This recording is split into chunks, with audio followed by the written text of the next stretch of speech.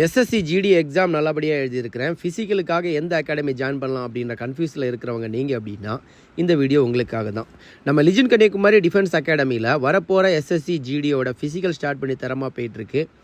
ஏற்கனவே சொன்ன மாதிரி இன்கேஸ் நம்ம அகாடமியில் யாராச்சும் ஃபிசிக்கலுக்காக ஜாயின் பண்ணி ஃபெயில் ஆகிற பட்சத்தில் அட்மிஷன் சேரும்போது கட்டுற ஃபீஸில் ஃபுல் அண்ட் ஃபுல் ரிட்டர்ன் பண்ணுவோம் அப்படின்றத சொல்லியிருந்தோம்.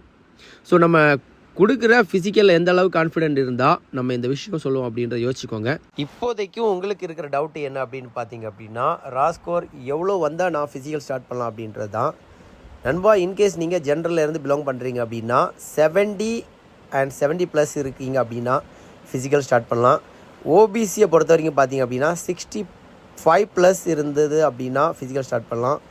எஸ்சி எஸ்டியை பொறுத்த வரைக்கும் பார்த்தீங்க அப்படின்னா 58, 60 எபோவ் இருக்கீங்க அப்படின்னா ஃபிசிக்கல் ஸ்டார்ட் பண்ணலாம். இடபிள்யூஎஸை பொறுத்த வரைக்கும் 45 and எபோவ் இருக்குது அப்படின்னா ஃபிசிக்கல் ஸ்டார்ட் பண்ணலாம்.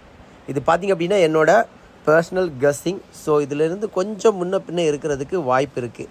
ஸோ கொஞ்சம் முன்ன பின்ன இருந்தாலும் நீங்கள் தாராளமாக ஃபிசிக்கல் ஸ்டார்ட் பண்ணுங்கள். வீடியோ பார்த்துட்டு இருக்கிற ஏதாச்சும் நண்பர்கள் நம்ம அகாடமியில் சேரணும் அப்படின்னு நினச்சிங்க அப்படின்னா ஸ்க்ரீனில் தெரிகிற நம்பருக்கு வாட்ஸ்அப் பண்ணுங்கள். அதே மாதிரி இந்த வீடியோ உங்கள் நண்பர்கள் யாருக்காச்சும் யூஸ்ஃபுல்லாக இருக்கும் அப்படின்னு நினச்சிங்க அப்படின்னா அவங்களுக்கு ஷேரும் பண்ணுங்கள்.